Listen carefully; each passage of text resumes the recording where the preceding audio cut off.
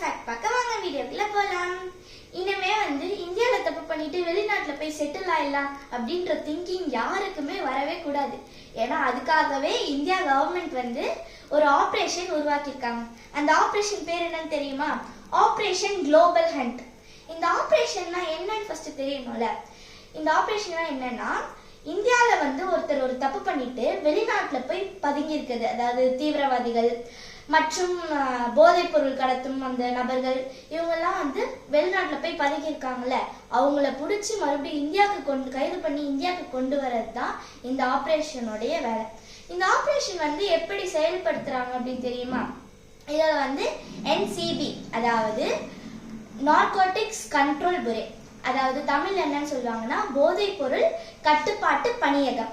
Next CBI நிறைய பேருக்கு என்னன்னு தெரியும்னு நினைக்கிறேன், இருந்தாலும் சொல்றேன். Central bureau of investigation.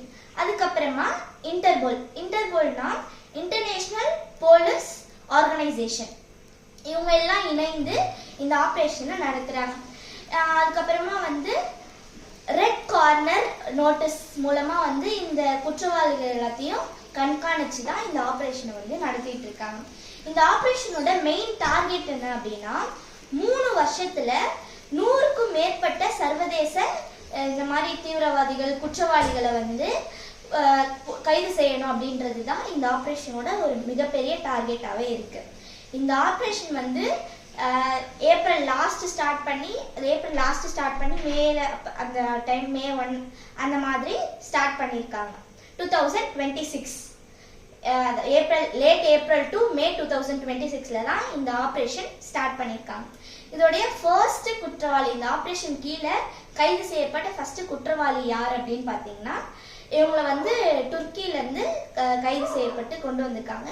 இவங்களுடைய பெயர் என்ன அப்படின்னு பார்த்தீங்கன்னா, தாவூத் இப்ராஹிமின் கூட்டாளியான சலீம் டோலா. இவங்களதான் இந்த ஆபரேஷன் கீழே கைது செஞ்சிருக்காங்க.